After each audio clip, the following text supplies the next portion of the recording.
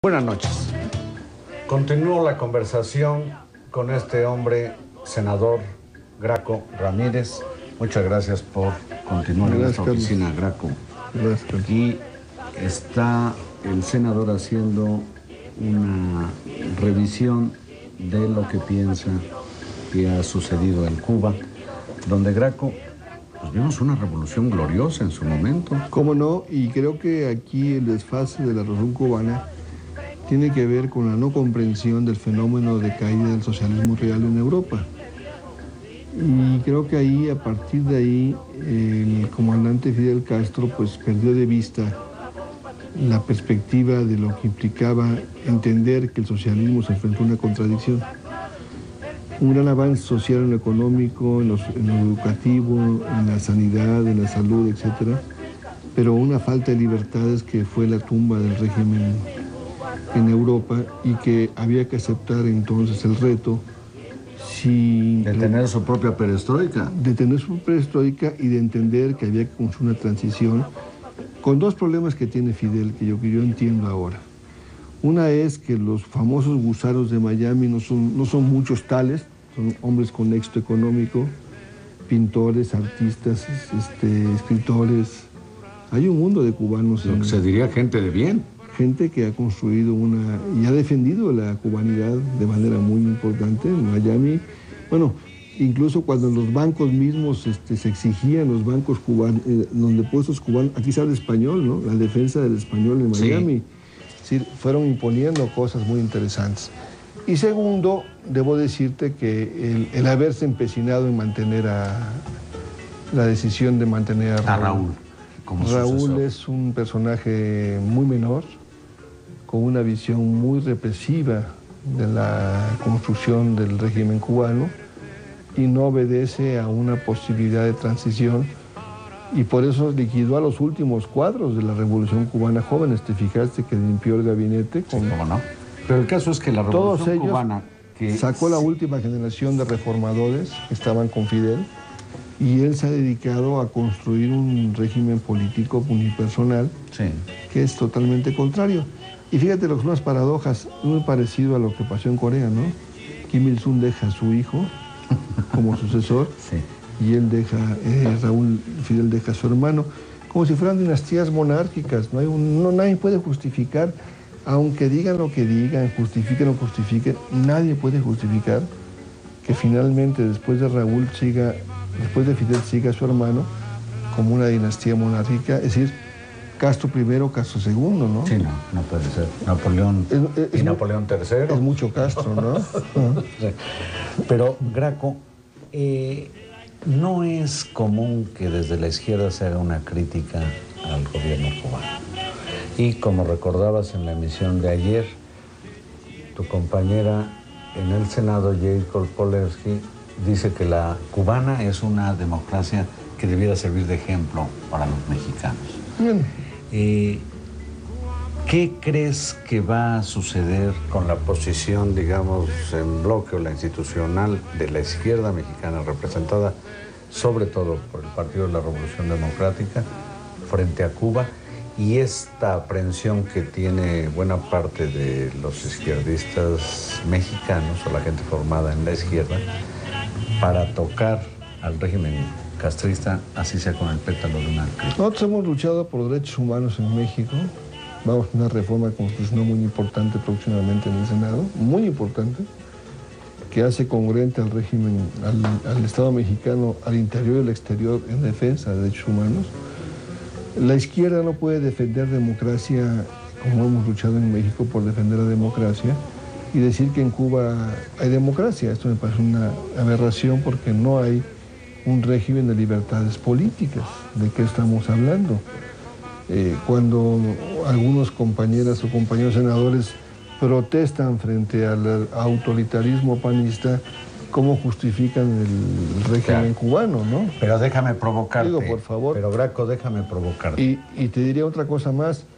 Si hoy somos congruentes nosotros, estoy muy contento porque el PRD acaba de hacer su Consejo Nacional y suscribió en una iniciativa, en una propuesta. Sí, prácticamente apoyó tu posición. Apoyó la posición de que requerimos luchar porque en Cuba haya respeto a libertades políticas y construyamos una transición democrática también, respetando derechos humanos y disidentes políticos. Creo que es un avance muy importante de la concepción y la postura de la izquierda, que dogmáticamente ha defendido como si fuera algo, un acto de fe, que Cuba es intocable. Sí. Y ahora algunos también Chávez es intocable, ¿no? Entonces estamos ante un absurdo. Pero déjame provocarte, senador. Hace algunos meses en Quito, el excomandante Edén Pastora, quien, por cierto, estuvo prácticamente preso en Cuba después de que había decidido ir a encabezar la revolución en Guatemala y resintió, digamos, un apretón, mano dura del régimen castrista, me dijo, dice, mira, hay que considerar también esto. Cuando Fidel Castro le pudo decir a Juan Pablo II, el Papa, don Papa o señor Papa, en el mundo hay 600 millones de niños en la calle pidiendo limosna. Ni uno solo de esos niños vive en Cuba.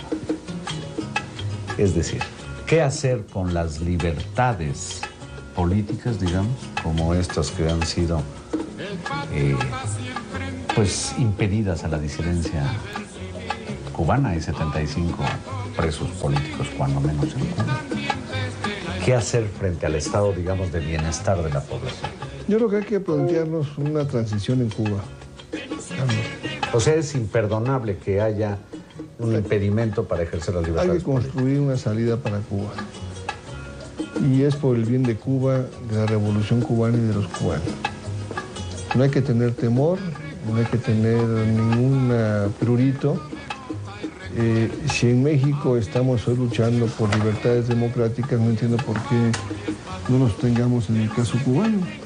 Y creo que hay que contribuir desde la izquierda una salida progresista, una opción de centro-izquierda que debe estar construyéndose en Cuba, que pueda aflorar, darle condiciones a nosotros para que aflore.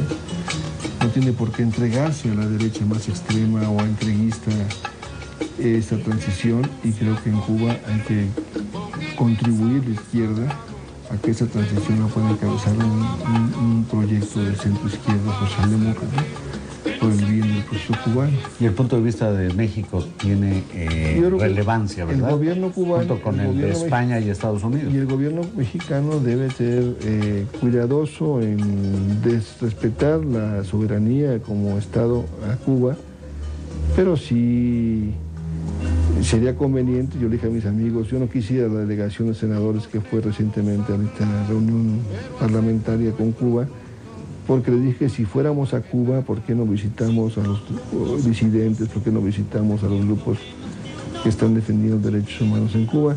Y el acuerdo mayoritario del PRI, del PAN y de los que fueron del PRD, mis compañeros, en aquel momento, no de todos, pero sí algunos, era de que había que ir a visitar Cuba desde el punto de vista de la formalidad de las relaciones con Cuba y México. Bueno, vean lo excepcional de la posición del senador Graco Ramírez.